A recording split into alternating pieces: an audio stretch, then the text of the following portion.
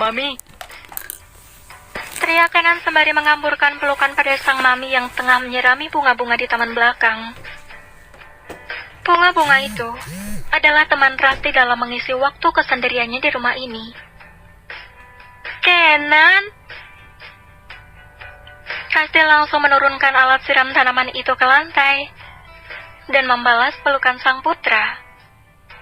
Mami kangen banget sama kamu. Sama, Mam. Ken juga kangen. Kalau udah ketemu kakak, pasti aku dicuekin. Ucap Kiara yang langsung keluar dari kamar setelah mendengar suara sang kakak. Hei, lama kakak tidak melihatmu. Kenan pun langsung memeluk tubuh sang adik. Kini pria arogan itu memeluk kedua wanita yang sejak kecil ia cintai. Di mata Rasti dan Kiara, Kenan bukanlah pria arogan. Kenan selalu lembut dan tidak pernah sekalipun mengeluarkan nada tinggi pada keluarganya. Namun di luar, pria itu terlihat sebaliknya. Kakak terlalu sibuk bekerja, jawab Kiara manja. Kenan tersenyum dan mengelus rambut panjang sang adik. Lalu matanya tertuju pada perut Kiara yang mulai membulat. Hei, apa kabarnya keponakan Kenan Aditama? Kenan mengelus perut buncit Kiara. Baik, Uncle. Aku sehat sekali, jawab Kiara dengan nada anak kecil. Mereka bertiga pun tertawa. Lalu Kenan memeluk kedua wanita itu di sisi kanan dan kiri. Lihatlah, Ken. Putra-putrimu sudah besar, dan mereka selalu membuatku bahagia. Ucap Rasti terharu. Kenan pun langsung mengecup kening sang ibu juga sang adik.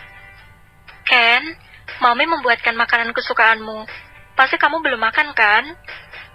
Rasti menarik putranya untuk duduk di meja makan. Kiara juga tampak bersemangat menyiapkan makan sore bersama. Karena kebersamaan seperti ini sudah jarang mereka lakukan. Mengingat Kenan yang super sibuk, hingga waktu kebersamaan itu pun semakin terkikis. Ken, Mami kira kamu kesini dengan Vanessa. Kasihan tunanganmu itu. Dari kemarin mondar-mandir datang ke rumah, cuma nanyain kamu sudah pulang apa belum. Memang kalian sudah tidak berkomunikasi? Tanya Rasti bertubi-tubi. Iya kak, kakak tuh tega banget gantungin anak orang. Kali ini Kiara ikut bersuara. Sang adik tengah meletakkan makanan ke meja itu diikuti oleh si bibi. Ken, Mami sering ditanya keluarga Vanessa, terutama Jeng Alin. Karena Mami dengan Jeng Alin kan satu arisan. Sambung Rasti. Lagian Mami masih aja sih ikut arisan. Katanya udah mau berhenti. Jawab Kenan. Jung Alin yang minta Mami untuk terus ikut. Mami jadi nggak enak. Alin adalah sahabat Rasti. Sejak ia bertemu di ajang bergengsi dulu, dan secara kebetulan suami Alin adalah teman bisnis Ken. Rasti semakin senang tatkala mengetahui bahwa putranya berpacaran dengan anak sahabatnya itu. Padahal dulu mereka sempat ingin saling menjodohkan. Namun almarhum ayah Kean urung melakukannya. Karena bagi Kean, cinta tidak bisa dipaksakan. Dan ia akan membebaskan putra-putrinya menikah dengan siapapun yang mereka cintai. Kenan menarik napasnya kasar. Sementara Kiara menuangkan sedikit nasi dan beberapa lauk di piring itu untuk sang kakak. Kakak ada masalah sama Kak Vanessa? Tanya Kiara. Kenan menggeleng. Enggak, hanya saat ini kakak sedang sibuk. Ken, kamu tuh janji akan menikahi Vanessa 1 tahun setelah kalian bertunangan. Sedangkan sekarang sudah 2 tahun loh, ujar Rasti. Entahlah, Mam. Ken masih benar-benar sibuk. Jawab Kenan asal, padahal pikirannya sedang bergejolak memikirkan wanita yang sama sekali tidak sedang dalam topik pembicaraan ini. Ketika Hanin belum hadir saja, Kenan bingung dengan perasaannya terhadap Vanessa yang kian hari kian berkurang porsinya. Apalagi saat ini, ia sudah bertemu wanita yang membuatnya terpesona. Perasaannya terhadap sang kekasih semakin berkurang. Atau malah mungkin memang sudah tidak ada. Hanya rasa tidak enak dan mencoba nama baik saja di depan keluarga Vanessa yang memang cukup terpandang. Dan sudah seperti keluarga, karena kedua orang tua saling mengenal baik. Kiara menangkap raut wajah lesu dari sang kakak. Ia pun pernah merasakan seperti apa yang sang kakak rasakan. Ia mulai mengerti tentang cinta, bahwa cinta tidak bisa dipaksa, dan hati tidak bisa kompromi pada siapa harus dimiliki. Udah, Mam, biarin kakak makan dulu. Kasian kalau dicecar pertanyaan terus. Ucap Kiara dan Kenan langsung tersenyum ke arah sang adik karena telah membantunya membuat sang mama diam. Kiara pun membalas senyum itu. Tak lama kemudian Gunawan datang. Ia menepati janji untuk menjemput sang istri. Setelah memarkirkan mobil di halaman rumah Aditama, Gunawan melirik ke arah sedan hitam yang terparkir. Mobil itu jelas milik Kenan. Gunawan mendelik. Sepertinya ia akan bertemu dengan kakak iparnya yang terlalu ikut campur dalam rumah tangganya itu. Assalamualaikum, ucap Gunawan. Waalaikumsalam. Kiara dan Rasti menjawab bersamaan.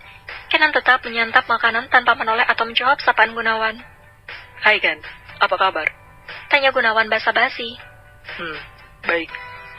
Ken, Rasti mencoba memperingatkan putranya untuk bersikap lebih baik. Sedangkan Kenan sudah sangat membenci kelakuan Gunawan. Baru pulang dari KL. Tanya Gunawan lagi. Gunawan tidak tahu bahwa saat ini pria yang tengah santai mengunyah makanan itu telah berhasil menikahi wanita yang ia cintai dan selama setahun kemarin menjadi pacarnya, serta mengisi hari-harinya menjadi berwarna. Gun, ayo makan dulu. Rasti menawarkan menantunya untuk makan bersama. Rah, ambilkan makanan untuk suamimu. Kiara mengangguk dan mematuhi perintah sang ibu, padahal ia sejujurnya sudah malas melayani Gunawan. Ini mas. Kiara menyodorkan piring yang sudah terisi sedikit nasi dan beragam lauk pauk sesuai selera sang suami. Kiara tahu betul apa yang disukai dan tidak disukai suaminya. Terima kasih. Gunawan tersenyum menerima piring itu. Kenan pun mengernyitkan dahinya melihat pemandangan langka sepasang suami istri di depannya. Pasalnya, Gunawan jarang menampilkan senyum manis pada adiknya. Mereka berempat menikmati makan sore dengan saling bercengkrama. Namun obrolan itu lebih mendominasi Rasti yang mencoba menjadi penengah antara Kenan dan Gunawan. Sedangkan Kiara lebih banyak memilih diam. Usai makan bersama, Gunawan mengajak Kiara untuk pulang. Mam, saya pamit. Gunawan mengambil punggung tangan Rasti dan menciumnya. Ken, gue balik duluan. Pamit Gunawan pada Kenan yang akan menginap di rumah sang ibu. Tumben lo jemput Kiara. Ucap Kenan berdiri sembari memasukkan satu tangannya pada saku celananya. Setiap kali Kiara ke rumah ini, Gunawan memang mengantarkan, tapi tidak pernah menjemput. Biasanya Kiara akan pulang diantar oleh sopir pribadi Rasti. Kiara lagi hamil, Ken. Dan gue bertanggung jawab akan hal itu. Kenapa nggak dari dulu? Ini kali kedua adik gue hamil. Kenan dan Gunawan berdiri berhadapan seperti orang yang ingin bergelut di arena tinju. Kak, Kiara pamit. Wanita hamil itu memotong perseteruan kedua pria yang baru saja akan dimulai. Kiara mengambil tangan Kenan dan mencium punggung tangannya. Ra, kalau suami kamu macam-macam lagi, bilang sama aku. Kenan membulatkan matanya ke arah Gunawan. Kiara hanya bisa melirik ke arah Kenan dan Gunawan bergantian. Terima kasih, Kak. Tapi mulai saat ini aku akan selalu baik-baik aja kok. Kiara tersenyum dan mengecup pipi sang kakak. Lalu ia melangkah keluar lebih dulu. Gunawan hendak mengikuti langkah istrinya. Namun sebelum itu ia kembali berkata pada Kenan. Jangan khawatir. Kali ini gue akan bertanggung jawab penuh pada Kiara. Karena anak yang dikandung Kiara kali ini jelas anak gue. Sial! Kenan hampir saja ingin memukul Gunawan. Namun pria itu sudah melangkah pergi. Kenan masih tak percaya jika sang adik dulu hamil bayi yang bukan darah daging suaminya. Karena setahu Kenan, Kiara tidak pernah berhubungan dengan pria lain selain Gunawan. Gun! Teriak Kenan. Gunawan menoleh dan Kenan segera menghampirinya. Mulai sekarang, jangan pernah lo ngedeketin atau membayangkan Hanin. Karena mantan pacar lo udah jadi istri gue. Ucap Kenan berbisik tepat di telinga Gunawan. Tangan Gunawan langsung terkepal. Ingin rasanya ia memukul wajah Kenan. Apa yang udah lo lakuin sama dia? Tanya Gunawan tak terima. Karena biar bagaimanapun Hanin adalah wanita yang pernah membuat hari-harinya bahagia. Menurut lo? Kenan balik bertanya dengan senyum menyeringai. brengsek lo, Ken. Sekarang di mana dia? Gue simpen di tempat yang aman. Bohong Kenan, padahal ia sendiri sedang mencari keberadaan sang istri. Kenan langsung mundur dan menjauhkan diri dari Gunawan. Senang rasanya ia bisa membuat pria yang sering menyakiti adik tercintanya itu sakit hati. Awas kalau lo sakitin dia, gue yang akan turun tangan. Ancam Gunawan. Lo sakiti Kiara, gue sakiti Hanin. Kita impas. Ucap Kenan tidak bersungguh-sungguh. Ia hanya ingin menggertak Gunawan dan memberi efek jerah. Benar-benar brengsek lo. Gunawan hampir saja hilang kendali. Tangannya ingin sekali meninju Kenan. Mas, panggil Kiara yang sudah berdiri di depan mobil Gunawan sejak tadi. Kenan, panggil Rasid dari dalam rumah. Akhirnya kedua pria itu menemui wanita yang memanggilnya. Kenan dan Gunawan hanya saling melemparkan tatapan tajam dan sinis. Udah sih, nggak usah dicuci, biar sama Bibi aja. Ujar Irma yang melihat Hanin berdiri di depan wastafel. Hanin hendak mencuci piring setelah mereka selesai menikmati makan malam. Nggak apa-apa kali, cuma nyuci piring doang. Jawab Hanin yang tetap membersihkan piring itu dari sisa-sisa makanan. Kamu kan tamu, Nin. Kata Rizky yang juga masuk ke dapur untuk menaruh piring miliknya ke wastafel itu. Aku tuh udah dapat tumpangan gratis aja, udah makasih banget. Makasih ya Aiki, Irma, maaf aku ngerepotin. Tuh, nih anak nyebelin kan, dari tadi bilang makasih terus. Udah kayak sama orang lain aja, tahu nggak? Ucap Irma ketus. Irma dan Rizky berdiri tak jauh dari Hanin. Rizky merangkul istrinya yang sedang hamil besar. Sedangkan Hanin tersenyum nyengir. Menoleh ke arah pasangan itu sembari tangannya berlumuran busa, berputar di atas piring. Semoga kamu betah di sini. Ucap Rizky. Betah kok, soalnya di sini banyak makanan. Hanin kembali menampilkan jajaran giginya yang rapi. Dasar tukang makan, cibir Irma. Tapi ngeselin yang Hanin tuh tukang makan gak gendut-gendut. Aku makan dikit aja jadi daging. Ucap Irma lagi dengan nada manja pada suaminya. Rizky tersenyum. Kalau gue emang banyak pikiran, Ir. Hanin tertawa. Ya udah, gue ke kamar dulu ya. Lo juga istirahat. Besok pagi kita berangkat bareng. Irma mendekati Hanin dan menepuk bahunya. Pasangan suami istri itu pergi meninggalkan Hanin yang hampir selesai membersihkan piring. Hingga saat ini, Hanin belum memberitahu Irma bahwa dirinya sudah menikah. Irma hanya tahu bahwa sahabatnya ini selalu diteror oleh kakak dari istri mantan kekasihnya. Hanin pun tidak cerita pada Irma tentang sosok pria yang membuat hidupnya tidak tenang sejak 3 bulan terakhir ini. Hanin melangkahkan kakinya ke kamar tamu yang disediakan Irma. Ia menjatuhkan tubuhnya kasar ke atas tempat tidur. Akhirnya aku terbebas dari pria arogan itu, gumamnya. Namun tiba-tiba Hanin tersenyum sendiri, tatkala ia ingat ketelatenan Kenan dalam merawatnya saat sakit. Hanin pun kembali mengerdikan bahunya sembari menutup wajah, ketika mengingat singkong premium. Ya ampun, ternyata seperti itu bentuknya. Membayangkannya saja wanita itu sudah malu. Sementara di kamar lain dengan kota berbeda, seorang pria tampan bertubuh atletis itu pun tengah berbaring di atas tempat tidur. Sejak kehilangan jejak wanita yang baru 2 hari ia nikahi di bandara, otak Kenan tak berhenti memikirkan istrinya. Wajah cantik Hanin selalu menari-nari di kepalanya. Belum lagi ekspresi lucu Hanin yang membuat Kenan mengulas senyum seperti sekarang. Kenan tengah tersenyum, mengingat wajah menggemaskan itu. Kemudian ia bergegas mencari ponselnya dan menekan nomor Vicky.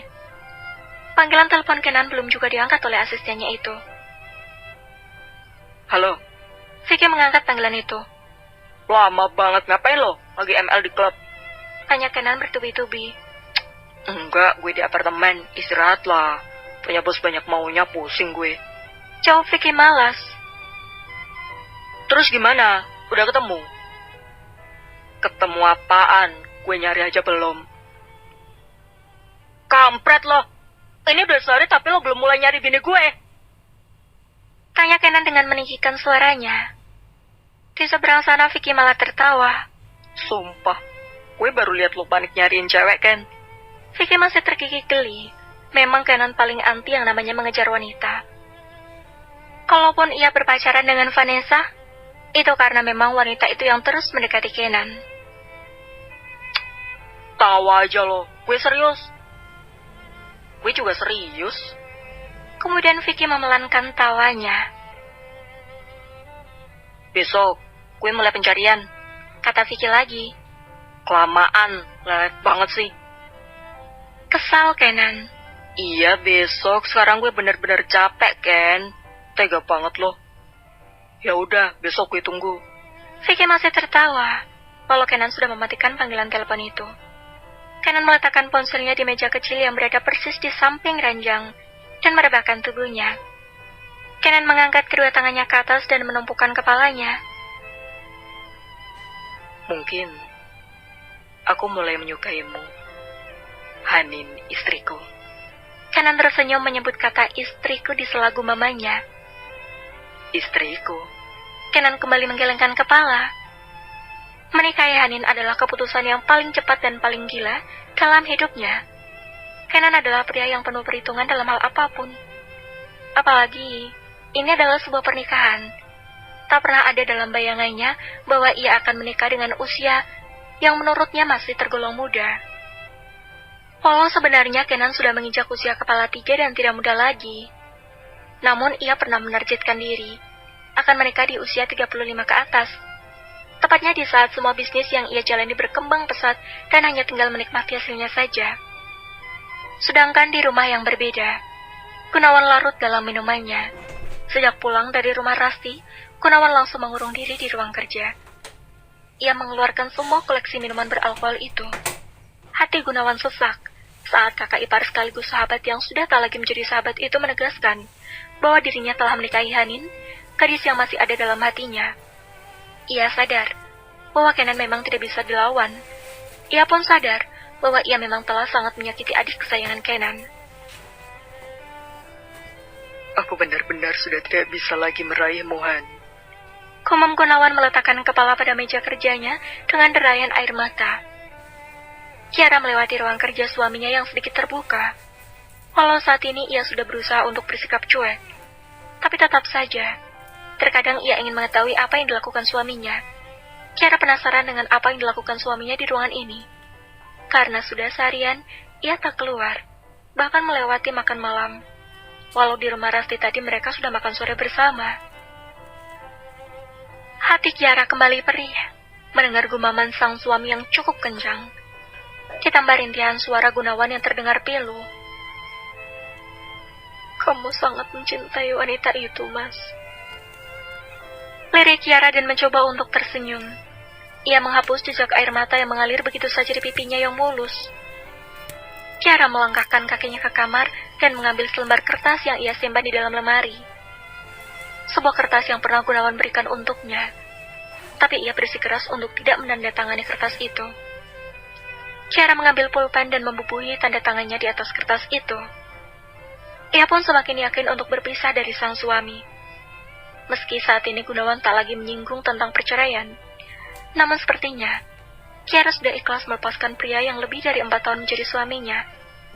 Keempat insan ini tengah bergelut dengan pikirannya masing-masing. Hanin dan Kenan yang membayangkan bagaimana pernikahannya nanti, serta Gunawan yang larut dalam kesedihan. Dan Kiara yang sudah memantapkan keputusan. Ditambah satu insan lagi yang tengah merenung di sebuah kamar apartemennya. Pria yang masih menaruh cinta yang besar pada Kiara. Dan ingin segera merebut adik kesayangan Kenan itu jika ada kesempatan. Sungguh, kisah cinta yang rumit. Kelima orang ini terjebak dalam satu lingkaran. Namun, tidak tahu siapa di antara mereka yang akan keluar sendirian tanpa pasangan. Hanin berdiri di depan cermin. Sesekali ia memutar tubuhnya untuk memastikan bahwa ia berpenampilan sopan dan tetap elegan. Udah siap? Tanya Irma menongolkan kepalanya dari luar pintu kamar. Hanin menoleh ke sumber suara itu dan mengangguk senyum. Siap. Hanin keluar kamar dan sudah disambut oleh pasangan suami istri yang baik ini. Irma dan Rizky menyambut Hanin dengan senyum dan duduk di meja makan untuk sarapan bersama. Cantik banget sih, Han, ledek Irma. Masa sih? Tanya Hanin tersenyum dan menundukkan kepalanya untuk melihat lagi penampilan dirinya sendiri. Rizky pun menatap sahabat sang istri. Tuh lihat, Aiki aja sampai terpesona, ucap Irma lagi sembari tertawa. Rizky tersenyum. Kalau aku terpesona sama Hanin, kenapa yang aku pacarin dan aku nikahin itu kamu? Jangan mulai deh. Rizky tahu betul bahwa istrinya adalah wanita pencemburu dan terkadang sering memberikan pertanyaan serta pernyataan yang menjebak yang akan membuatnya cemburu sendiri. Tahu loh, nanti ujung-ujungnya cemburu, ledek Hanin yang tahu persis karakter sahabatnya. Kalau sama lu ya enggak lah. Kalau sama teman-teman kantornya dia, iya. Soalnya ganjen-ganjen banget. Hanin tertawa.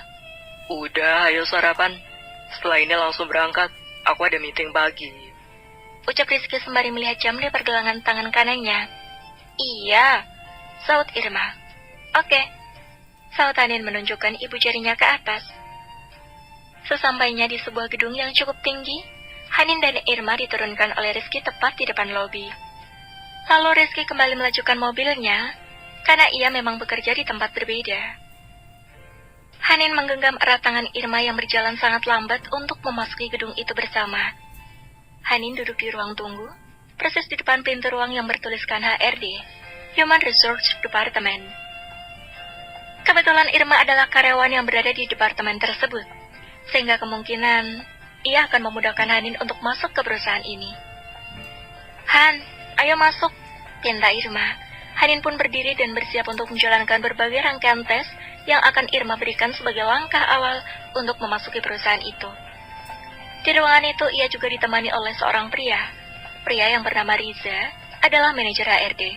Memang perusahaan ini tidak menyebarluaskan lowongan pekerjaan ini ke media cetak atau iklan melalui internet. Oleh karena itu, tidak banyak orang yang mengikuti tes ini. Hanya ada Hanin dan ketiga orang lainnya. Semua yang mengikuti tes ini adalah wanita. Sebelumnya, kamu di bagian keuangan. Tanya Riza pada Hanin saat interview. Hanin adalah orang pertama yang diinterview, karena ia adalah orang pertama yang selesai menjalani rentetan tes itu. Hanin mengangguk. Iya, Pak. Riza melihat ke arah kertas di tangannya. Kertas itu adalah nilai dari hasil tes yang sudah Hanin kerjakan tadi. Hasil tes kamu bagus. Ucap Riza yang sesekali melirik ke arah Hanin. Hanin tersenyum. Terima kasih, Pak.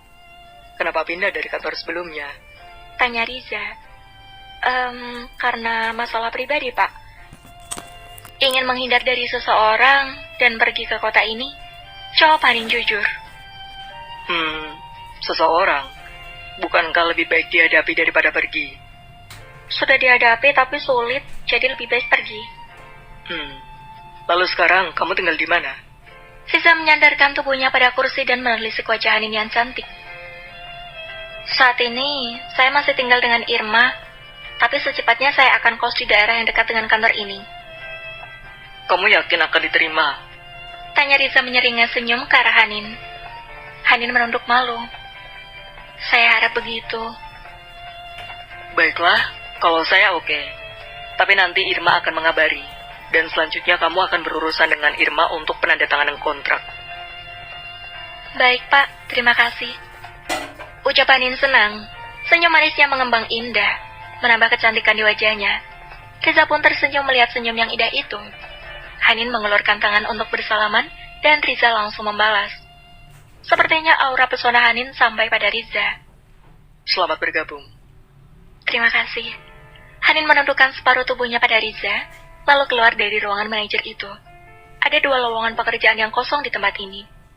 1 untuk validasi, dan 1 untuk sekretaris direktur operasional. Kebetulan kedua posisi itu sebelumnya ditempati oleh seorang wanita hamil, dan resign setelah 3 bulan mendapatkan cuti melahirkan. Dan Hanin mendapat peluang untuk mengisi bagian validasi, karena sedikit banyak di bagian itu berkutat dengan pajak, seperti yang sebelumnya pernah Hanin kerjakan.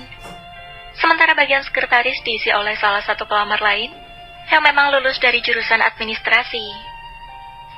Tuh kan, gue bilang apa? Lo tuh pasti langsung diterima, Han. Hasil tes lo bagus semua dan berpengalaman, kata Irma saat mereka makan siang menjelang sore bersama. Rangkaian tes tadi cukup memakan waktu yang sangat lama. Alhamdulillah, ucap Hanin. Terus setelah ini gue ngapain? Tunggu kontrak turun. Kapan? Mungkin besok atau lusa. Tapi kata Pak Riza gimana? Lo udah disuruh masuk kerja nggak besok? Tanya Irma. Hanin mengangkat baunya. Nggak tahu, Pak Riza nggak bilang. Katanya nanti gue urusannya sama lo. Oh ya udah, kalau gitu nunggu kabar gue dulu. Ir, panggil Hanin. Mulut Irma masih penuh dengan makanan. Gak jadi deh, kasihan lo lagi hamil gede. Mau ngapain? Tanya Irma. Habis ini gue mau keliling ke belakang gedung ini buat nyari kosan. Ngapain sih, Han? Udah sih tinggal di rumah gue dulu. Enggak, Ir, gue gak enak. Kalau lo masih sendiri sih gak apa-apa. Tapi sekarang lo kan udah punya suami. Gue gak mau ngerepotin. Lagian, kata orang pamali, kalau temen sering-sering nginep di rumah temennya yang udah punya suami. Jawab Hanin. Gue percaya lo, Han. Dan gue gak cemburu kok, tegas Irma. Iya, tapi tetep gue gak enak. Apalagi lo kan tahu, gue trauma banget dibilang pelakor. Irma mengangguk. By the way, kabar Carmen gimana? Tanya Hanin mengalihkan pembicaraan yang serius ini. Video call yuk, pinta Irma. Lalu mereka melakukan panggilan video call terhadap satu sahabatnya lagi yang sering warawiri ke luar negeri. Di Jakarta, tepatnya di sebuah gedung tinggi yang bertuliskan Aditama Group. Tampak seorang pria yang sedari tadi marah-marah. Pria itu memarahi sekretarisnya, direktur marketing, bahkan office boy yang salah memberi kopi. Kenan memarahi OB itu karena memberinya kopi. Padahal Kenan meminta teh, sedangkan sebelumnya Kenan memang meminta kopi. Apa kuping gue yang salah dengar? Kumam OB itu setelah keluar dari ruangan Kenan. Kenapa Pak Rahmat? Diomelin ya? Tanya Siska, sekretaris Kenan. Iya mbak, perasaan telinga saya bener. Tadi bapak minta kopi. Siska tertawa. Emang lagi nggak jelas tuh macam tutul. Kurang belayan kali mbak. Ledak Pak Rahmat. Itu semua karena Vicky belum juga memberi laporan tentang Hanin. Siska! Teriak Kenan memanggil sekretarisnya. Siska langsung berlari ke dalam ruangan bosnya dan meninggalkan Pak Rahmat dengan cepat. Iya Pak. Siska berdiri dengan tegap tepat di depan Kenan. Ini apa? Dokumen legal Pak. Ucap Siska takut sambil membungkukkan tubuhnya untuk melihat kertas yang Kenan tunjukkan. Pasalnya hari ini ia sudah kena semprot 5 kali. Kenapa lu yang kasih? Bagian legalnya mana? Tanya Kenan. Pak Danu titip ke saya, Pak. Pak Danu yang melihat aura tak enak Kenan hari ini pun akhirnya meminta bantuan Siska untuk memberikan laporan itu. Mau aja titip-titip. Pekerjaan gak ada titip-titip. Emang kamu mau dititipin suami orang atau pacar orang? Ucap Kenan yang melantur. Iya, apaan sih, Pak? Tanya Siska bingung. Pasalnya bosnya ini semakin tidak jelas. Panggil si Danu. Kenan memerintahkan sekretarisnya dengan nada dingin. Ia pun memanggil Danu tanpa sebutan Pak. Padahal pria yang bernama Danu itu usianya lebih dari 50 tahun. Sopan banget kan Kenan? Kelakuan minus. Siska kembali berlari keluar dan segera ke ruangan legal untuk mencari orang yang dicari bosnya. Buk. Siska menubruk Vicky. Kalau jalan pakai mata, sis. Buru-buru Pak, maaf. Vicky melihat raut wajah serius dan menegangkan pada wajah Siska. Si bos marah lagi. Tanya Vicky. Padahal ia tahu persis Kenan uring-uringan karena ia tak kunjung memberikan laporan tentang keberadaan istrinya. Padahal Vicky sudah mendapatkan laporan itu. Iya Pak, serem banget. Kalau nggak inget gaji saya gede di sini, udah kabur saya Pak. Siska curhat dan hampir saja meneteskan air mata. Pasalnya, ia adalah tempat bulan-bulanan kemarahan Kenan. Sabar sis.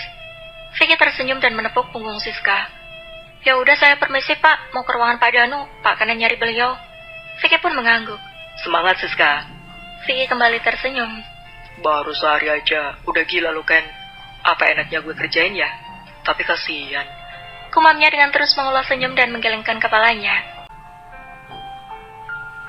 Kenan menelpon Vicky, namun tak kunjung diangkat. Ini adalah panggilan ke-15 Kenan untuk sang asisten. Vicky sengaja menghindar dari bosnya, dengan alasan bertemu dengan klien dari perusahaan kecil, yang memang sejak awal menjadi pegangannya. Kenan dan Vicky memang partner kerja yang solid. Mereka selalu berbagi tugas dengan kemampuan masing-masing. Jika menjalin kerjasama dengan investor baru, mereka akan jalan bersama. Tetapi untuk pertemuan dengan perusahaan yang memang sudah bekerja sama bertahun-tahun, mereka berbagi tugas. Vicky menjalin hubungan dengan perusahaan-perusahaan yang tidak besar. Ia pun biasanya akan bertemu sendiri tanpa Kenan. Sedangkan Kenan menjalin hubungan dengan perusahaan-perusahaan yang besar, dan ia pun akan bertemu sendiri tanpa Vicky. Kenan akui, perusahaannya yang sudah semakin besar ini pun atas dedikasi Vicky. Malam semakin larut. Hari ini praktis Kenan akan bertemu Vicky satu kali. Ia tak sabar ingin mendengar laporan dari mulut asistennya itu. Kenan kembali meletakkan ponselnya dan berdiri. Ia akan menyambangi flat Vicky yang terletak di lantai 20. Kenan melangkahkan kakinya dengan cepat keluar dari kamar. Saat membuka pintu, ia terkejut melihat sosok sang kekasih yang tengah berdiri di depannya. Vanessa? Baru aku mau tekan passcode, pintunya sudah terbuka. Seru Vanessa dengan senyum mengembang. Kenan pun tersenyum paksa. Memang sudah cukup lama ia tidak menemui wanita ini. Dan praktis sejak kehadiran Hanin, wanita ini sudah tidak ada lagi di hati dan pikiran Kenan. Hei, kok bengong? Vanessa melambaikan tangannya di depan wajah Kenan. Kamu ngapain malam-malam kesini? Tanya Kenan. Kamu juga ngapain malam-malam keluar? Vanessa balik bertanya. Aku mau ke lantai 20. Mau ketemu Vicky. Kamu tuh ya kerjaan terus. Udah sampai apartemen aja masih nyariin Vicky. Udah istirahat aja dulu, Ken. Vanessa mendorong dada Kenan untuk kembali masuk.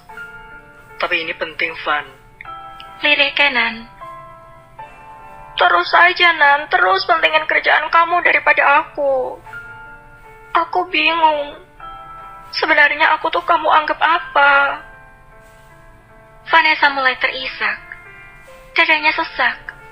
Ia sadar bahwa air-air ini, Kenan sudah mulai mengabaikannya. Bahkan di hotel waktu itu, Vanessa sudah memesan kamar dan menunggu kekasihnya bertemu klien. Namun setelah itu, Kenan malah pergi. Kenan menutup kembali pintu itu. Ia tak jadi menemui Vicky dan memilih merangkul Vanessa. Kok kamu nangis sih? Tanya Kenan mencoba menenangkan wanita yang masih berstatus tunangannya itu. Aku sedih, Nan. Dan hari kamu semakin jauh dariku. Kenan merangkul Vanessa dan mendudukannya di sofa. Itu perasaan kamu aja. Vanessa menggeleng. Kamu terlalu sibuk, Nan. Aku memang sibuk, Van. Jawab Kenan. Tapi aku bingung alasan apa lagi jika Mami dan Dediku bertanya tentang kamu. Vanessa masih terisak. Ya udah besok malam. Aku akan makan malam di rumahmu. Kamu janji terus, Nan. Tapi nggak ada yang ditepati. Cengek Vanessa. Maaf, Van. Kenan tak pernah memanggil Vanessa dengan sebutan sayang satu kali pun selama mereka berpacaran hingga tunangan. Ya udah, aku buatin minum dulu ya. Kenan berdiri dan hendak meninggalkan Vanessa yang duduk di sofa tamu. Vanessa dengan cepat menggenggam tangan Kenan. Nan, mata Vanessa menatap tepat di kedua bola mata tunangannya itu. Apa? Kamu sudah tidak mencintaiku? Tanya Vanessa. Apa maksudmu, Van? Sudahlah, aku buatkan minum dulu untukmu. Kenan melepaskan genggaman yang tadi dipegang erat oleh Vanessa. Ia pun beralih ke dapur untuk membuatkan jeruk hangat muda, kesukaan Vanessa. Vanessa ikut melangkahkan kakinya ke dapur. Ia melihat Kenan sedang membuatkan minum dan membelakanginya. Tiba-tiba Vanessa memeluk Kenan dari belakang. Ia menempelkan kepalanya pada punggung kekar Kenan. Nan, jangan tinggalin aku. Aku sangat mencintaimu. Dek. Jantung Kenan seperti berhenti sepersekian detik. Baru saja otaknya mencoba merangkai kata-kata yang bisa Vanessa terima ketika Kenan memutuskan hubungannya ini. Nan, aku tidak bisa hidup tanpamu. Vanessa kembali menangis. Kenan memutar tubuhnya dan mengusap air mata yang jatuh di pipi Vanessa. Hei, kau tidak pernah menangis, kecuali pada saat kamu kehilangan keperawananmu. Kenan ingat betul pertama kali melihat Vanessa menangis. Saat wanita itu pertama kali kehilangan keperawanannya, sewaktu SMA, oleh pacar pertamanya. Kala itu Kenan dan Vanessa masih bersahabat. Vanessa tertawa kecil dan memukul dada Kenan sembari mengusap air matanya. Yes, kamu nyebelin. Kenan dan Vanessa memang berteman sejak kecil. Kedua orang tua yang saling bersahabat dan sering bertemu di kala libur, membuat anak-anak mereka pun bersahabat dan dekat.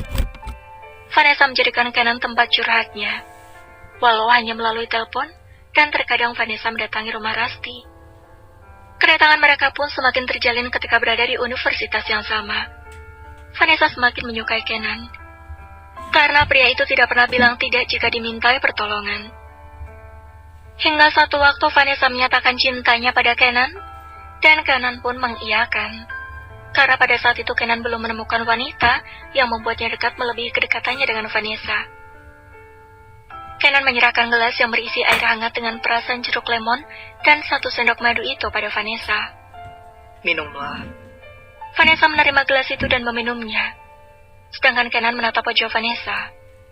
Namun yang terlihat di sana adalah wajah Hanin. Ia seolah melihat Hanin yang tengah minum di depannya. Sama seperti pada saat Hanin sakit dan ia menyuapinya.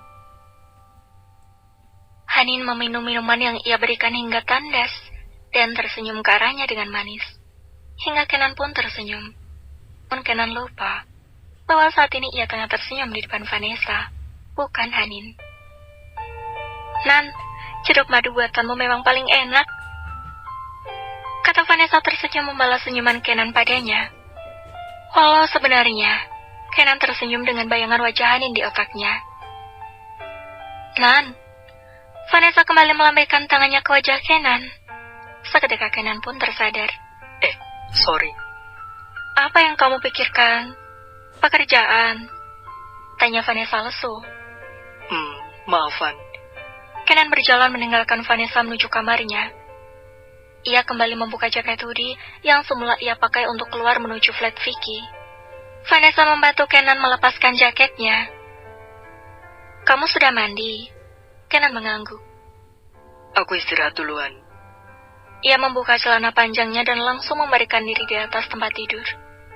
Kenan tahu, pasti Vanessa akan menginap dan tidur bersama. Aku kira kamu ingin mandi bersama aku, Nan. Kenan menggeleng. Sudah malam, Van. Vanessa menghela napasnya kasar. Ini bukan kali pertama mendapat penolakan dari kekasihnya itu. Vanessa pun beralih ke kamar mandi sendiri. Setelah berendam sebentar, ia memakai lingerie paling seksi yang hanya menutupi bagian vitalnya. Lalu ia ikut membaringkan tubuhnya di samping Kenan dan memeluk tubuh pria itu dari belakang.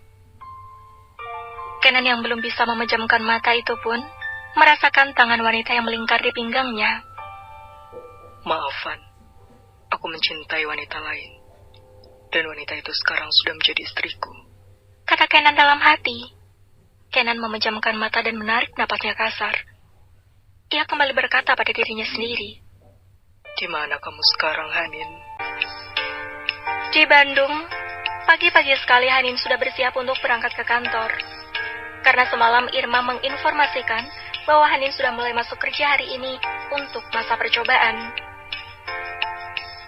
Wih, udah makin seger aja kamu, Han, kata Irma. Iya nih, harus semangat untuk memulai hidup baru di kota kembang. Hanin tertawa. Senang lihat kamu ketawa lagi, gak manyun terus seperti saat pertama tiba di sini. Irma merangkul Hanin dari samping. Makasih ya, Ir. Hanin memeluk tubuh sahabatnya.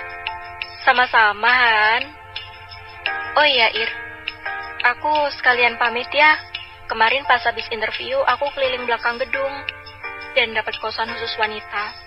Aku serak tempatnya karena rapi dan bersih, ucap Hanin riang saat mereka berada di meja makan.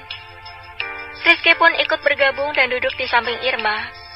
Jadi kamu udah mulai ngekos? Hanin mengangguk. Iya, A, makasih ya tumpangannya. Sama-sama. Rizky tersenyum dan mengangguk. Ya udah, nanti pas makan siang, lu ajak gue ke belakang. Gue mau lihat kosannya seperti apa. Siap, Bu Bos, jawab Hanin ceria. Di apartemen, Kenan bangun lebih dulu. Ia melihat Vanessa yang masih terlelap. Hingga Kenan keluar dari kamar mandi dan berganti pakaian kerja, Vanessa masih belum menggerakkan tubuhnya. Vanessa menggeliat. Kamu sudah rapi, Nan. Kenan mengangguk sembari merapikan dasinya sendiri. Aku berangkat, Van. Aku sudah memesan sarapan untukmu. Mungkin sebentar lagi drivernya sampai. Terima kasih. Vanessa duduk di atas ranjang itu dan tersenyum manis ke arah Kenan. Ia merasa hubungannya hanya sebatas teman dan bukan tunangan. Vanessa menatap Kenan tanpa beralih sedikit pun ke arah pria yang tengah membenahi dirinya sendiri. Nan? Kenan menoleh ke arah Vanessa. I love you, ucap Vanessa lembut. Kenan hanya tersenyum dan kembali menunduk untuk memasangkan jam tangan pada pergelangan tangan kanannya. Aku pergi ya, Van. Kenan meraih jas dan hendak meninggalkan Vanessa yang masih duduk di atas tempat tidur. Nan, kamu belum cium aku, rengek Vanessa. Kenan menghentikan langkahnya lalu menghampiri Vanessa. Ia melihat bibir Vanessa. Jika wanita di hadapannya adalah Hanin, ia pasti akan melahap habis bibir itu dengan durasi yang lama. Karena ia sudah sangat amat merindukan bibir ranum Hanin. Namun ia sadar bahwa yang berada di hadapannya ini bukanlah sang istri. Ia pun memajukan wajahnya dan mencium kening Vanessa dan meninggalkannya. Vanessa terdiam. Ia semakin merasakan aura dingin Kenan. Sesampainya di kantor, Kenan masih belum menemukan Vicky. Ketika keluar apartemen pun, ia tak melihat sosok asistennya itu. Biasanya di jam itu mereka akan berpapasan di lift. Ternyata Vicky sudah berangkat lebih pagi dengan menggunakan motor gede miliknya. Kenan yang sudah tak sabar bertemu Vicky pun akhirnya menemui asistennya itu di ruangannya. Vic. Kenan langsung membuka pintu ruangan Vicky dan berdiri di depannya. Udah datang, Bos. Bos. Mana laporan tentang Hanin? Tanya Kenan kesal. Belum, Ken. Ini gue baru lacak CCTV bandara. Kemarin baru dapat. Vicky memperlihatkan laptopnya pada Kenan. Kenan langsung mendekati Vicky dan melihat apa yang asistennya itu tunjukkan. Dia ke Bandung? Tanya Kenan. Vicky mengangguk. Ke rumah sahabatnya di Bandung. Lu tahu alamatnya? Tahu, tapi ternyata dia sudah pindah. Dan gue belum tahu pindahnya kemana. Irma memang sebelumnya mengontrak di sebuah rumah tipe 36 sejak berada di kota itu. Lalu ia mulai mencicil rumah kluster yang cukup bagus dan baru menempatinya 1 bulan yang lalu. Lelet banget sih lo, Vic. Heran gue. Kenan mengusap rambutnya sendiri sembari bertolak pinggang. Bukan gue yang lelet, tapi elunya yang gak sabar. Lagian lo tuh udah kayak orang gila, tau gak? Vicky tertawa kecil dan berdiri menghampiri Kenan yang tengah berdiri di depan jendela ruangan itu. Lo bener, Vic. Gue udah jatuh cinta sama wanita itu. Ucap Kenan lirih dengan mata yang tertuju pada pemandangan kota dari luar jendela itu. Siapa? Tanya Vicky pura-pura tidak tahu. Ya, wanita penggoda itu. Iya, siapa? Tanya Vicky lagi menegaskan agar Kenan mengucapkan apa yang ia rasakan. Hanin, istri gue. Jawab Kenan sembari menatap wajah sahabatnya. Vicky tertawa terbahak-bahak. Akhirnya lo ngakuin juga, bro. Vicky bertepuk tangan.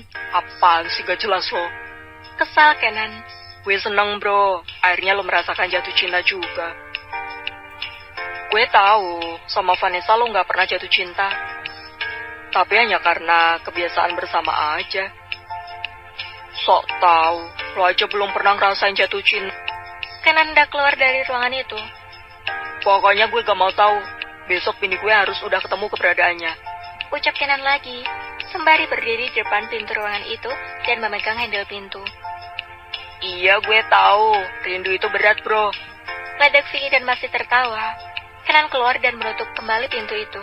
Seketika tawa Vicky terhenti. Gue juga udah ngerasain jatuh cinta, Ken, sama adik lo. Ucap Vicky lirih sembari mengulas senyum. Mengingat kenangan panasnya bersama Kiara dulu, dan hingga saat ini, tidak ada wanita yang bisa membuatnya sebergairah itu. Kenan pun kembali melangkah menuju ruangannya dan ia berpapasan dengan sang sekretaris yang baru saja datang. Jam berapa nih? Baru datang. Harusnya kamu dulu yang datang baru gue. Ucap Kenan pada Siska. Maaf Pak. Siska menunduk. Masih pagi, Siska sudah kena semprot. Siska melihat jam di tangannya ketika Kenan akan masuk ke ruangan. Gak telat kok, ini pas jam 8. Gerutu Siska lalu matanya mengarah ke pintu ruangan Kenan. Ternyata Kenan masih berdiri di sana dan belum masuk. Apa? Kenan membulatkan matanya ke arah Siska. Siska menggeleng. Enggak Pak. Kenan kembali melangkahkan kakinya ke arah Siska. Kamu di jalan pakai baju seperti ini? Gak malu? Tanya Kenan dengan menatap Siska dari ujung kaki hingga kepala. Siska terdiam. Pakai pakaian yang sopan. Ini kantor bukan klub malam, ngerti? Teriak Kenan di depan wajah Siska. Siska mengangguk dengan cepat. Ingin rasanya ia menangis. Lalu Kenan masuk ke ruangannya dan membanting pintu. Ia duduk di kursi kebesarannya dengan kasar sembari melonggarkan dasinya. Gak tahu apa tadi malam gue mimpi basah. Kenan berdecak kesal. Pasalnya semalam ia memimpikan Hanin dan bermimpi tengah bergelut bersamanya. Padahal malam itu Kenan tengah dipeluk dari belakang oleh Vanessa. Tapi yang ada di mimpinya adalah Hanin. Hanin, aku rindu. Kumam Kenan lirih sembari menyadarkan tubuhnya di kursi itu dan menengadahkan kepalanya ke atas. Ia mulai menyadari perasaannya pada Hanin. Di kota kembang, Hanin tengah duduk di kursi yang telah disediakan Irma. Satu kursi kosong yang berada di pojok dekat jendela. Kursi dan meja yang sama berjejer di ruangan ini. Hanin menghelakan napasnya. Walau ia senang sudah bisa menjauh dari pria arogan yang sempat merawatnya ketika sakit itu. Tapi hati Hanin masih gelisah. Kenapa gue mimpiin dia semalam? Mana mimpinya mesum banget lagi. Kumam Hanin sembari menangkup wajahnya. Semalam Hanin pun bermimpi yang sama dengan Kenan. Mereka melakukan adegan panas dalam mimpi. Entah mimpi itu hanya sebuah bunga tidur, atau keduanya memang sama-sama merindu, dan ingin mengulang adegan panas mereka di hotel pada waktu itu. Hanin mengerdikan bahunya dan tersenyum geli, mengingat mimpi itu. Kemudian ia kembali menarik napas dan menaruh kedua tangannya di atas keyboard untuk memulai pekerjaan yang baru. Ia sadar sebagai seorang istri, ia telah salah karena meninggalkan suaminya. Maaf Kenan, ucap Hanin lirih. Tepat di jam yang sama, Kiara sedang membuat sandwich untuk dirinya sendiri. Mulai hari ini, ia tak akan lagi menangisi sang suami, tak akan lagi meratapi nasibnya, dan tak akan lagi mengais cintanya. Ia pun tak tahu, pagi ini Gunawan sudah berangkat ke kantor atau masih di ruang kerjanya. Ia tak peduli. Non, kok bikin sandwichnya cuma satu? Bapak nggak dibuatin? Tanya si Bibi ketika berpapasan dengan Kiara di dapur. Loh, emang Bapak belum berangkat? Kiara balik bertanya. Belum, Non. Dari semalam Bapak nggak keluar dari ruang kerja. Oh, Kiara hanya membulatkan bibirnya. Tak lama Gunawan pun turun. Wajahnya tampak berantakan, dan rambut pun kusut. Gunawan juga masih menggunakan kemeja yang kemarin ia pakai. Sungguh, pria itu seperti pria tak beristri, dan tak diurus. Kiara malas menoleh ke arah pria itu. Entah mengapa, hatinya membeku.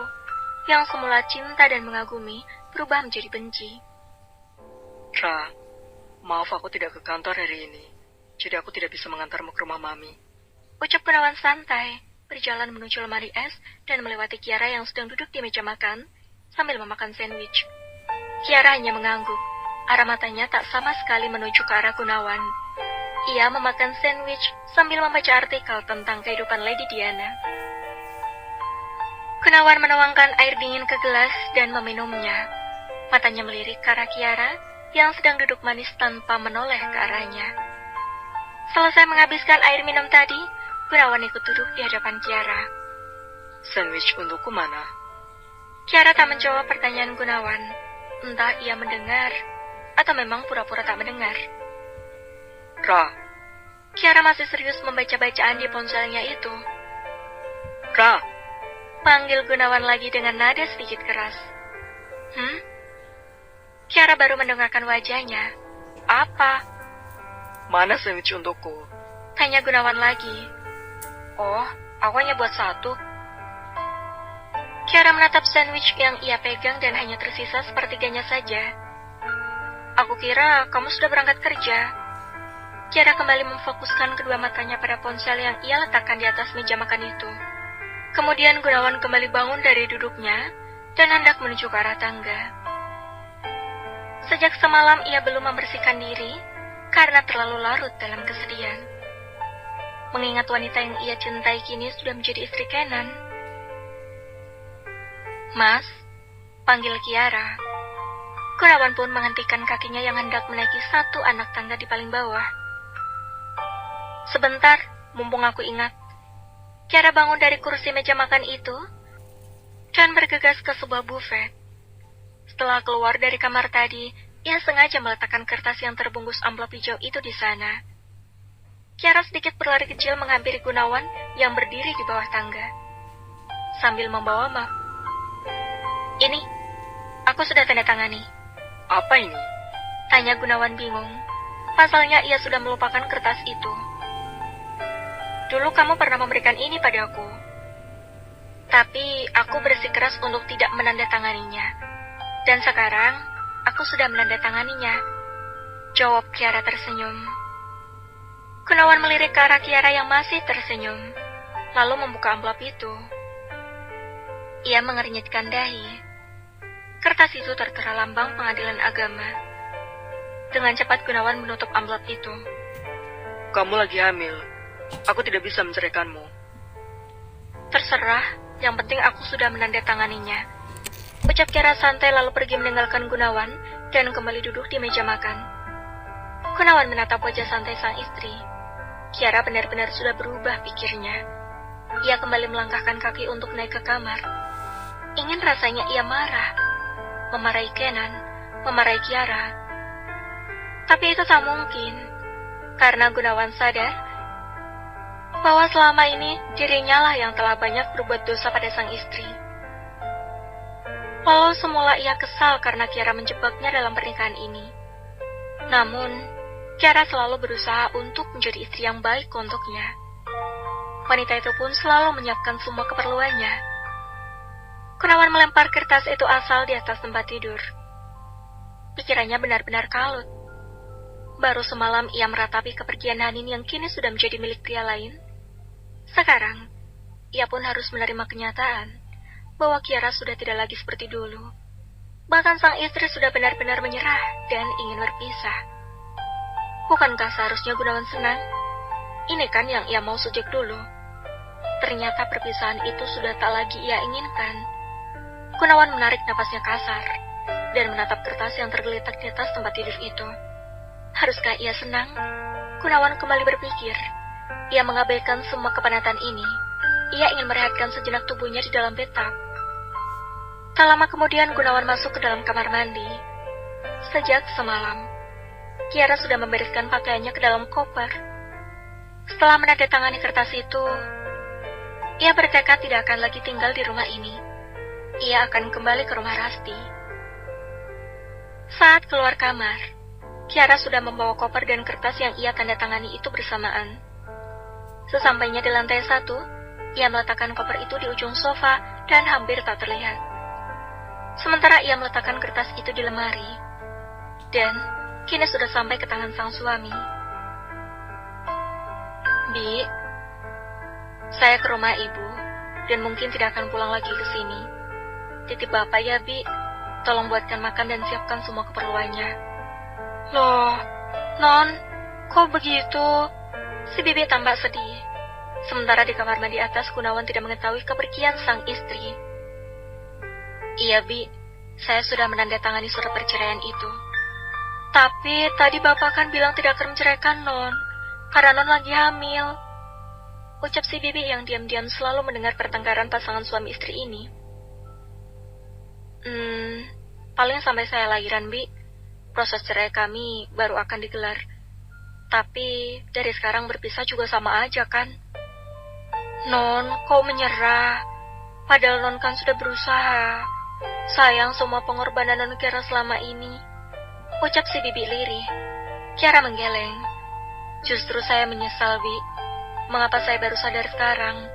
Saya bodoh telah menyanyiakan waktu dan pengabdian hidup saya hanya untuk orang yang tidak menghargai cinta yang saya berikan. Kiara menggenggam tangan si bibi.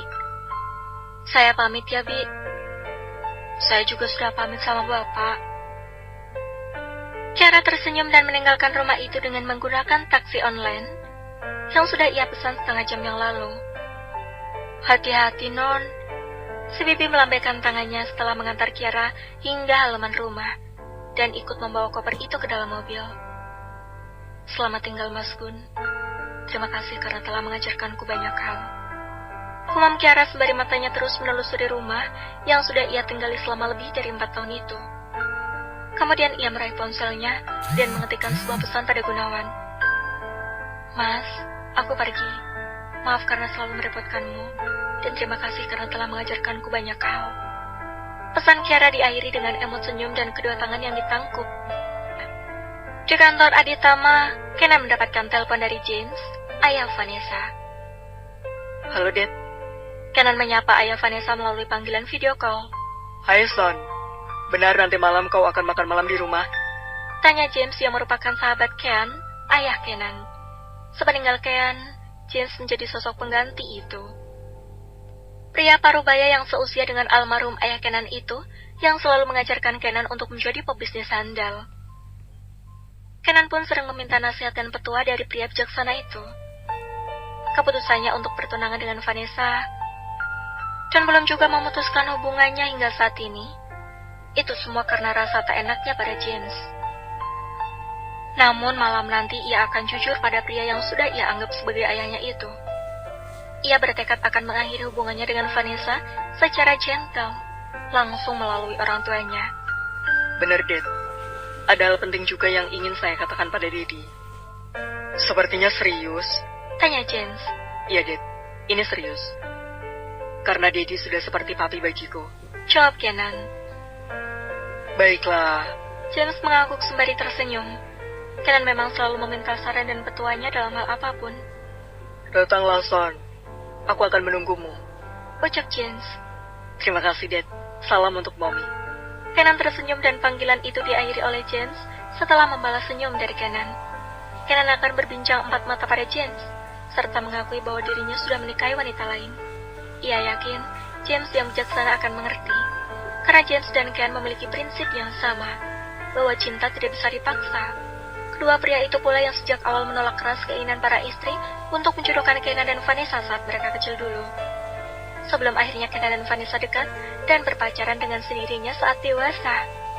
Kini Kenan menyadari bahwa perasaannya pada Vanessa sejak dulu hingga saat ini adalah hanya sebagai sahabat, bahkan seperti saudara.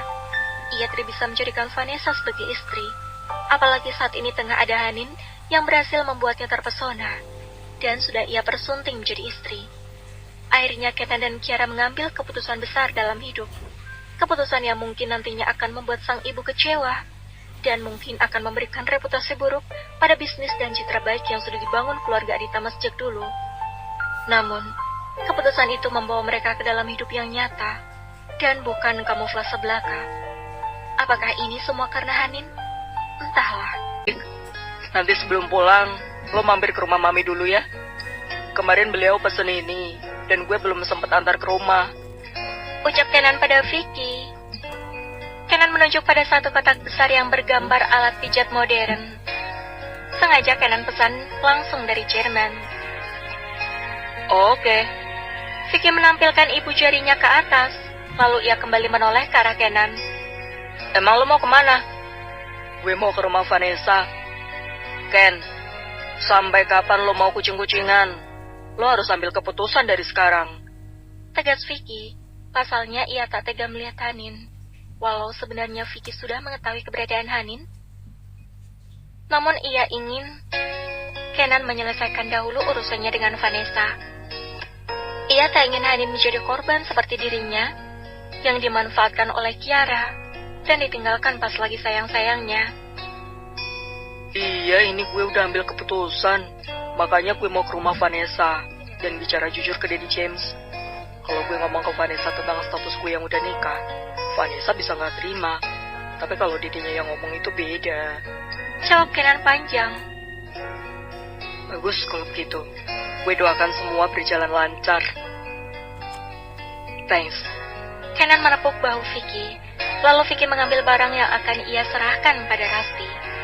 Hari semakin sore. Vicky sekalian pamit pada Kenan untuk pulang tepat waktu. Mengingat hari ini mereka tidak ada pertemuan penting lagi dan pekerjaan pun tidak ada yang bermasalah. Oh iya, Vic. Gimana bini gue? Udah ketemu? Tanya Kenan lagi saat Vicky hendak meninggalkan ruangannya. Belum. Jawab Vicky bohong sambil menggelengkan kepala. Kok belum sih? Udah lo urus aja dulu Vanessa. Nanti kalau Hanin ketemu pasti gue kabarin. Kenan mengangguk. Ia setuju dengan apa yang diucapkan Vicky. Ia menarik napasnya kasar. Sungguh, ia sudah sangat merindu istrinya. Jika bertemu Hanin, sudah dipastikan ia akan mengurung wanita itu. Vicky meminta tolong Pak Rahmat untuk membawakan alat kesehatan itu ke mobilnya.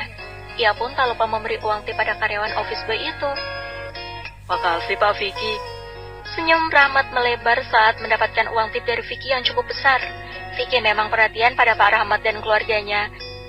Ia selalu memberikan kado jika ada anak Pak Rahmat yang ulang tahun. Melihat Pak Rahmat mengingatkannya kepada orang tua Vicky yang sudah tiada. Vicky melajukan mobilnya menuju kediaman Aditama. Sedangkan Kenan masih berada di kantor. Ia berencana untuk ke toko kue dan membawakan kue kesukaan Momi Alin, ibunda Vanessa. Setibanya Vicky di kediaman Aditama, ia tersenyum melihat wanita yang hingga saat ini masih ada dalam hatinya. Siapa lagi kalau bukan Kiara? Kiara tengah berada di halaman depan untuk menata bunga-bunga di sana. Tidak biasanya Kiara menemani tukang kebun yang bekerja pada sang ibu. Namun, kini wanita yang sedang hamil muda itu terjun langsung merapikan bunga dan rerumputan di sana. Hai Ra, sapa Vicky mendekati Kiara. Kiara menoleh ke sumber suara itu dan menegakkan tubuhnya yang sedang membungkuk. Hai, apa kabar? Vicky tersenyum. Baik, sepertinya kau terlihat semakin segar. Oh ya, memang dulu aku nggak segar ya? Tanya Kiara meledek. Bukan begitu, terakhir kita bertemu kamu kan sedang sakit. Kiara menarik napasnya. Oh iya, waktu itu aku lagi bodoh. Kiara tersenyum. Jadi sekarang udah nggak bodoh? Tanya Vicky meledek. Kiara melirik ke arah Vicky dengan tatapan tajam. Maksudmu? Sorry, aku nggak ada maksud. Vicky mengangkat baunya sembari tersenyum. Kiara tahu betul dengan kata-kata yang dimaksud Vicky. Dahulu, berulang kali Vicky meminta Kiara untuk melepaskan Gunawan dan tidak menyakiti dirinya sendiri. Namun ia mengabaikan itu. By the way, kamu mau apa kesini? Tanya Kiara cuek sambil melanjutkan aktivitasnya. Pak Endang, yang di sana rumputnya masih panjang. Kiara menuju ke arah rumput itu sembari memerintah pada tukang kebun yang digaji oleh ibunya. Baik, Non. Pak Endang menunduk patuh. Vicky terdiam sejenak hingga Kiara selesai berinteraksi pada tukang kebun itu. Kamu ngapain di sini? Tanya Vicky. Hei, aku tadi yang tanya kamu. Kenapa jadi tanya aku sekarang? Lagian ini rumah ibuku, bebas dong aku mau ngapain. Sungut Kiara. Vicky tertawa. Gaya Kiara yang seperti ini yang membuat Vicky rindu. Gadis itu sebenarnya galak, sama seperti kakaknya. Tapi di depan Gunawan, Kiara seperti bukan dirinya. Aku ingin melihatmu. Kangen. Jawab Vicky asal. Kiara mengerucutkan bibirnya. Gombalanmu sudah tidak berlaku, Mr. Vicky. Sebentar lagi aku akan menjadi seorang ibu. Sudah tidak ada lagi kamu cinta untuk diriku sendiri. Oh ya? Vicky tersenyum menyeringai. Hei Vicky, tiba-tiba suara Rasti datang dari dalam rumah. Kamu bawa pesanan Mami. Vicky mengangguk. Iya, Mam. Vicky langsung berlari ke dalam mobilnya dan mengangkat barang itu, lalu menyerahkannya pada Rasti. Terima kasih, Vic, ucap Rasti. Sama-sama, Mom. Kamu belum mau pulang, kan? Makan malam dulu di sini ya. Sudah lama kamu tidak datang ke sini. Pinta Rasti pada Vicky. Vicky melirik ke arah Kiara yang tak menoleh ke arahnya. Ia pun mengangguk. Tentu, Mam. Rasi terlihat senang dengan jawaban sahabat putranya yang dulu sering menginap di rumah ini. Rasi sebenarnya orang yang baik. Ia tak pernah menyuruh Kenan untuk berteman dengan kalangan atas saja. Terbukti, saat Kenan memilih sahabat seperti Vicky yang dari keluarga biasa bahkan yatim piatu, Rasi tidak masalah. Karena Rasi melihat Vicky sebagai pria yang baik dan bertanggung jawab. Itu terbukti dengan cara dia membesarkan kedua adiknya sendiri, hingga sukses dan mencapai cita-citanya. Kamu kabur dari rumah? Tanya Vicky yang menemani Kiara di kebun depan yang cukup luas itu. Ngapain kabur? Kan dari dulu emang udah diusir, tapi akunya aja yang bodoh. Jawab Kiara santai. Gunawan tidak pernah mengusir Kiara, hanya saja pria itu sering berkata cerai. Menceraikan Kiara sama saja untuk menyuruhnya meninggalkan rumah itu, bukan? Vicky tertawa. Jadi sekarang udah puas ngejar Gunawan? Kiara terdiam dan menoleh ke arah Vicky. Kamu suka doain aku yang jelek ya? Sampai nasib aku jadi seperti ini. Kiara menatap Vicky tajam. Ia tahu betul pria yang sering ia sakiti satu-satunya adalah pria yang tengah berdiri di depannya ini. Karena Kiara selalu menolak cinta Vicky, bahkan memanfaatkan cintanya yang tulus, Vicky kembali tertawa dan menggeleng. Mana mungkin aku melakukan itu? Aku selalu mencintai Mora, dan aku selalu mendoakan yang terbaik untukmu. Basi. Kiara tersenyum. Kebersamaan Kiara yang dapat terlihat dari luar jalan itu disaksikan oleh Gunawan yang hendak menjemput sang istri di rumah mertuanya. Namun senyum Kiara dan tawar yang ia tunjukkan untuk Vicky membuat hatinya seperti tercubit. Entah mengapa ia seperti ini, karena sudah lama ia tak melihat sang istri tersenyum dan tertawa riang di hadapannya. Akhirnya, Gunawan melajukan kembali mobilnya dan beralih ke sebuah klub. Hari-harinya semakin buruk. Ia ingin menenangkan pikiran dan hatinya yang sedang kacau. Di sisi lain, Kenan sampai di kediaman James, orang tua Vanessa.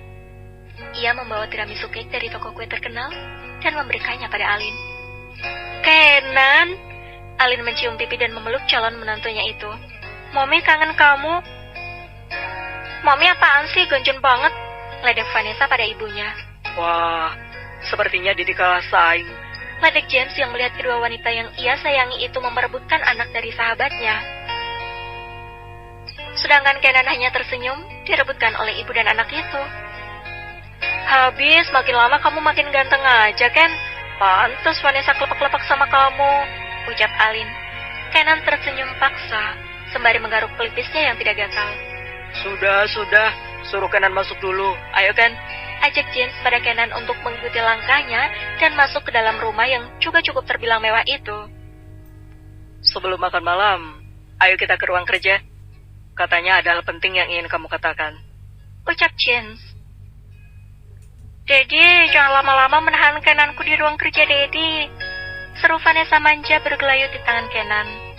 Vanessa, jangan manja. Kamu sudah besar dan sebentar lagi akan menjadi seorang istri. Ucap James lembut. Vanessa melepaskan kedua tangannya yang bergelayut di lengan Kenan dan mengerjutkan bibirnya ke arah sang ayah. Baiklah. Ayo, Ken. James menyuruh Kenan mengikuti langkahnya menuju ruang kerja. Jantung Kenan berdebar kencang. Sungguh, ini adalah keputusan terbesarnya. Ia tak tahu bagaimana reaksi James jika ia mengatakan statusnya kini memutuskan hubungan yang sudah terjalin dengan putri semata wayangnya. Ia tak tahu bagaimana hubungan kedua keluarga ini jika James tak terima. Namun, semua harus ia hadapi. Semangat, Ken. Kamu bisa. Kamu sudah melewati hal yang lebih sulit dari ini. Ucap Kenan dalam hati, sembari mengikuti langkah James. Tuhan, permudahkan semuanya. Papi, bantu aku. Kumam Kenan lagi seraya menengadahkan kepalanya ke atas. Kenan duduk berhadapan dengan James. Bagaimana, Ken? Apa yang ingin kau sampaikan? Tanya James. Tak lama kemudian pintu terbuka dan terlihat Vanessa datang membawakan 2 cangkir teh hangat untuk ayah dan kekasihnya. Vanessa menaruh gelas itu untuk Kenan dan sang ayah. Terima kasih, Van. Kenan tersenyum saat cangkir itu diletakkan di hadapannya. Terima kasih, sayang. Ucap James sembari mengelus rambut putri semata wayangnya itu. Baiklah, aku keluar lagi. Silakan menikmati minumannya. Vanessa mengedipkan satu matanya pada Kenan. sesaat sebelum ia pergi dari ruangan itu dan menutup kembali pintu itu setelah keluar. Sementara Kenan tak membalas sikap gerit sang kekasih yang memang selalu seperti itu. Saat ini, hanya tinggal James dan Kenan yang berada di dalam ruangan itu. Begini, Dad. Kenan menegakkan tubuhnya dan hendak memulai apa yang akan ia sampaikan. Wajah James seketika menjadi serius, karena Kenan memasang wajah yang juga serius. Sepertinya kau akan membicarakan sesuatu yang serius. Apa itu tentang bisnis? Kenan menggeleng. Bukan, Dad. Tapi ini tentang saya dan Vanessa. Kenan menatap wajah James yang semakin serius. James memajukan tubuhnya untuk lebih dekat dengan pria yang telah bertunangan dengan putrinya. Dad, sebelumnya saya mohon maaf. Saya mohon maaf jika apa yang akan saya sampaikan akan membuat Daddy kecewa. Walau saya berharap Daddy mengerti. James menatap kedua bola mata Kenan tajam. Apa maksudmu? Saya pun berat mengatakan ini, Dad. Sungguh. Namun, keputusan ini harus saya ambil. Karena jika diteruskan, kami pasti tidak bahagia. Ken, sebenarnya apa yang ingin kau ucapkan? Perkataanmu membuat Daddy penasaran. Sebenarnya ada apa? Kenan menarik nafasnya. I'm sorry, Dad. Sepertinya pertunanganku dengan Vanessa tidak bisa dilanjutkan. Star! James terkejut. Ia sangat terpukul dengan penuturan Kenan, karena ia sangat berharap putrinya berjodoh dengan putra Kenan. James tahu, Kenan adalah pria yang baik bertanggung jawab, tampan, sukses, dan dari keluarga yang sudah sangat ia kenal. Kau tidak sedang bercanda, kan? Tanya James. Kenan menggeleng. Maaf, Dad. Kenapa? Apa kalian sedang bertengkar? Kenan kembali menggelengkan kepala. Saya tidak mencintai Vanessa, Dad. Saya mencintai wanita lain. Dan wanita itu sudah saya nikahi. James semakin terkejut dan murka. Ia langsung berdiri lalu menggebrakkan meja. Apa? Teganya kau! Sorry, Dad. James menghampiri Kenan dan memukulnya. James memukul wajah Kenan yang sedang duduk. Pukulan itu cukup keras, hingga Kenan terjatuh dari duduknya. Kenan pun sudah siap menerima konsekuensi ini. Ia tak membalas cacian dan pukulan yang James berikan. Ini balasanmu untuk keluarga kami, ya? Teriak James. Sorry, Dad. Jangan panggil aku Daddy. James memotong perkataan Kenan. Mendengar suara riuh dari ruangan itu, Vanessa dan Alin langsung ke sana dan membuka pintu. Mereka melihat Kenan yang terjatuh duduk karena pukulan keras dari James tadi. Dad, apa-apaan ini? Tanya Vanessa berjongkok mensejajarkan dirinya pada Kenan. Tanya pada pria brengsek ini. Dada James naik turun karena menahan emosi. Ada apa, Ken? Tanya Vanessa bingung. Ada apa, Dad? Tanya Alin yang menahan dada suaminya. James kembali ingin memukul Kenan, tapi dengan cepat ditahan oleh Alin dan pembantunya yang ikut berlari ke ruangan ini. Dad, saya pikir saya bisa bicara ini baik-baik dengan Daddy. Karena saya merasa Daddy sudah seperti ayahku. Tapi ternyata saya salah. Kenan berdiri sendiri sembari memegang sudut bibirnya yang berdarah. Vanessa berusaha membantu Kenan berdiri. Namun ia menepis tangan Vanessa dan berusaha berdiri sendiri.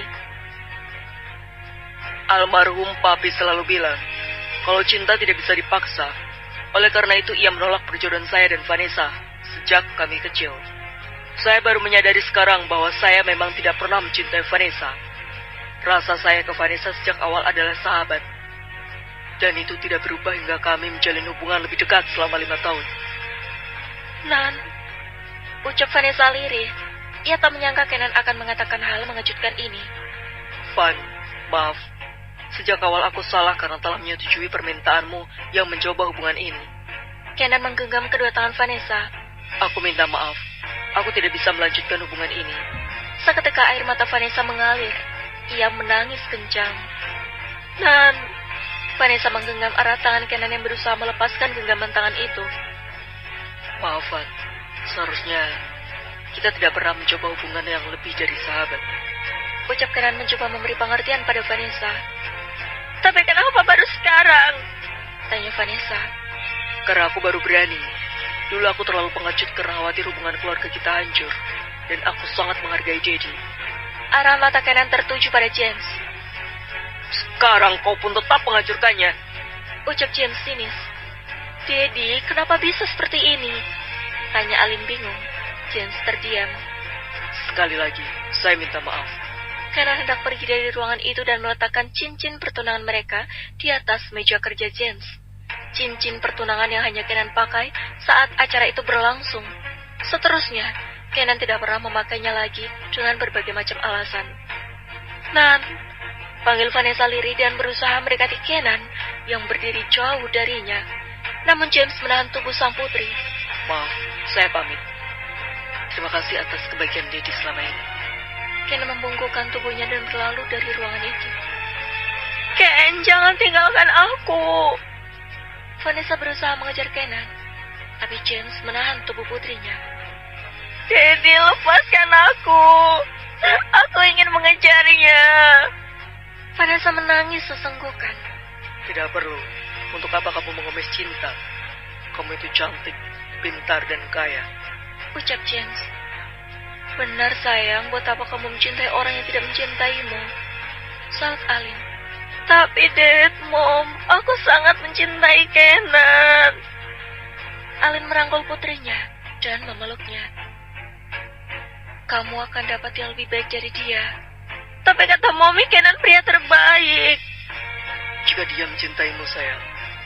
Tapi dia tidak mencintaimu. Bahkan dia sudah menikah dengan wanita lain. Ucap James. Apa? Teriak Alin dan Vanessa bersamaan. Daddy bohong! Teriak Vanessa mengoyak dada sang Daddy. Tidak, sayang. Daddy tidak bohong. Daddy tidak salah dengar. Kenan tadi berkata seperti itu. Makanya Daddy langsung memukul wajahnya. Daddy merasa putri Daddy telah dipermainkan. Alin pun ikut marah. Kurang ajar! Ia tak menyangka keluarganya akan dipermalukan seperti ini oleh anak dari sahabat yang sudah ia anggap seperti saudara. Siapa wanita itu, Dad? Siapa wanita yang dinikahi Kenan? Tanya Vanessa sembari meraung. Daddy juga tidak tahu, sayang. Daddy tak sempat menanyakan itu. Daddy sudah terlanjur marah. Sudahlah, Vanessa. Jangan menangis. Jangan seperti ini. Alin tak tega melihat putrinya yang meraung dan menangis sesenggukan. Lalu Vanessa berlari ke kamarnya. Dad, bagaimana ini? Tanya Alin cemas melihat keadaan sang putri. James mengangkat bahunya. Mau bagaimana lagi? Cari cara agar Kenan kembali pada putri kita. James menggeleng. Kembali bagaimana? Kenan sudah memiliki istri. Memang kamu mau putri kita menjadi istri kedua. Lagi pula aku sangat mengenal anak itu. Jika dia bilang tidak, maka tidak akan terjadi. Alin kesal. Ia tidak menyangka putrinya akan dipermainkan seperti ini oleh anak sahabatnya. Ia bertekad akan menemui Rasti dan akan memaki ibu Kenan itu atas apa yang putranya lakukan pada putri